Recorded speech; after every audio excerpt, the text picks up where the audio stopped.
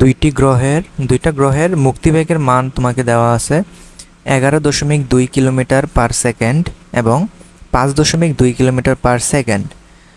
এখন আমার যে প্রথম গ্রহ আছে সেই প্রথম গ্রহের ভর দ্বিতীয় গ্রহের ভরের 8 গুণ এবং উভয় গ্রহের পৃষ্ঠ হতে তুমি 4 মিটার পার সেকেন্ড বেগের দুইটা বস্তুকে খাড়া উপরের দিকে নিক্ষেপ করছো। তাহলে তোমাকে প্রশ্ন করছে উদ্দীপকে উল্লিখিত দুইটা গ্রহের ব্যাসার্ধের অনুপাত কত। সো প্রথমত আমরা যদি দুইটা গ্রহের ব্যাসার্ধের অনুপাত বের করতে চাই তাহলে আমাদের মুক্তিবেগের ইকুয়েশন ইউজ করা লাগবে। সো আমরা জানি মুক্তিবেগের যে জেনারেল ইকুয়েশন সেটা হচ্ছে v = √2 capital G capital M divided by capital R। যদি তুমি পৃষ্ঠের জন্য মুক্তিবেগ বের করতে চাও তাহলে আমরা ধরে নিতেছি বাই ডিফল্ট যেহেতু বস্তু দুইটাকে তুমি উভয় গ্রহের পৃষ্ঠ থেকে নিক্ষেপ করছো তাহলে সেই পৃষ্ঠ থেকেই তার যেই মুক্তিবেগের সেটার মান আমরা বের করতেছি। তাহলে সেই পৃষ্ঠের জন্য তোমার এখানে দূরত্ব নিতে হবে কত, তার ব্যাসার্ধ। তাহলে আমি ধরলাম যে এখানে দুইটা গ্রহ আছে, একটা হচ্ছে এ গ্রহ আর একটা হচ্ছে বি গ্রহ।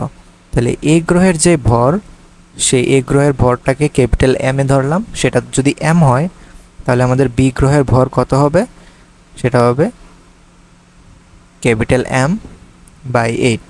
প্রথম গ্রহের ভর দ্বিতীয় গ্রহের 8 গুণ। তাহলে দ্বিতীয় গ্রহটাকে তুমি M/V ধরছো যেটা হচ্ছে M/8। সো M/8 এর 8 গুণ হচ্ছে কত, M। ঠিক আছে, অথবা চাইলে উল্টা ধরতে পারতাম, M এ কে M ধরলে MB কে 8M ধরতে পারতাম।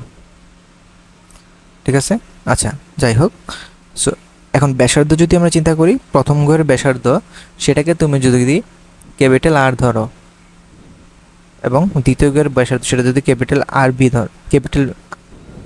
RB ধরো তাহলে RA অনুপাত RB এই ভ্যালুটার মানে আমাদের বের করতে হবে। ঠিক আছে, এবং আমাকে দুইটা ইনফরমেশন দিছে যে আমার V অফ A অর্থাৎ A গ্রহের যে মুক্তিবেগ সেটার মান হচ্ছে 11.2 বা 11200 মিটার পার সেকেন্ড এবং V অফ B আমাকে দেওয়া আছে 5.2 কিলোমিটার পার সেকেন্ড অর্থাৎ 5200 মিটার পার সেকেন্ড। তাহলে এখন যদি দুইটা ইকুয়েশন আমরা ভাগ দিই যে V of A divide by V of V, তাহলে এখানে উপরে আমি লিখতে পারি √2 capital G M of A divided by RA এবং এখানে হবে 2 capital G M of B divide by RB। যেহেতু G তোমার মহাকর্ষীয় ধ্রুবক তাহলে এখানে √2G এটা কাটাকাটি যাবে, তাহলে VA বাই VB এটার যে রেজাল্ট তোমার হবে সেটা তুমি পাবা MA RB divide by MB RA। ঠিক আছে, তাহলে এখানে MA MB VA VB এই চারোটার মান যদি আমরা বসাই তাহলে আমরা এখানে RA বাই RBর সেটার ইকুয়েশন সেটার অনুপাত আমরা পাবো। সেই অনুপাত যদি তুমি করো সেই অনুপাত আকারে এরকমভাবে আসবে 1.721 ডিভাইড বাই 1, অথবা অনুপাত আকারে লিখলে 1.721 অনুপাত 1 হবে কি উদ্দীপকের দুইটা গ্রহের ব্যাসার্ধের অনুপাত। ঘতে বের করতে বলছে উভয় বস্তু নিজ গ্রহ পৃষ্ঠ হতে সমান উচ্চতায় উঠতে পারবে কি না। আচ্ছা, এটা কেন জিজ্ঞেস করলো আমাকে যে উভয় গ্রহ সমান উচ্চতায় উঠতে পারবে কি না, কারণ খেয়াল করো দুইটা গ্রহের কিন্তু তোমার ভর এবং ব্যাসার্ধ, সেই গ্রহের ভর গ্রহের ব্যাসার্ধ সেটা কিন্তু ভিন্ন ভিন্ন ব্যাসার্ধ। এখন আমরা তো জানি গ্রহের ব্যাসার্ধ যদি ভিন্ন ভিন্ন হয় তাহলে তোমার অভিকর্ষ ত্বরণ কিন্তু √G M divide by R²। So গ্রহের ব্যাসার্ধ এবং গ্রহের ভরের উপর কিন্তু তোমার অভিকর্ষ ত্বরণ ডিপেন্ড করে। তাহলে দুইটা গ্রহের অভিকর্ষ ত্বরণের মান ভিন্ন ভিন্ন হবে এবং সমান উচ্চতায় উঠতে পারা আমরা ধরলাম তুমি যদি কোনো একটা বস্তুকে 4 মিটার পার সেকেন্ড বেগে নিক্ষেপ করো তাহলে সে কতটুকু উচ্চতায় উঠবে। এটা যদি জেনারেলাইজ একটা কোয়েশ্চেন করতাম সেটার ইকুয়েশন তোমার কী ছিল, H = v² divide by RG। So যে কোনো ভ্যালোসিটি নিয়ে তুমি যদি কোনো একটা বস্তুকে নিক্ষেপ করো তাহলে সেটাকে তুমি সর্বোচ্চ H ম্যাক্স হাইটে তুলতে পারবা এবং সেটার জন্য তোমার ভ্যালোসিটির মান জানা লাগবে এবং G এর মান জানা লাগবে। আচ্ছা সরি, এখানে RG হবে না, H = u² divide by 2G। তাহলে ভেলোসিটি এবং জি এই দুইটার মান জানা লাগবে। প্রশ্নে আমাকে ভেলোসিটি বলা আছে যে তুমি দুইটা গ্রহ থেকেই কি সেম ভেলোসিটিতে নিক্ষেপ করছো।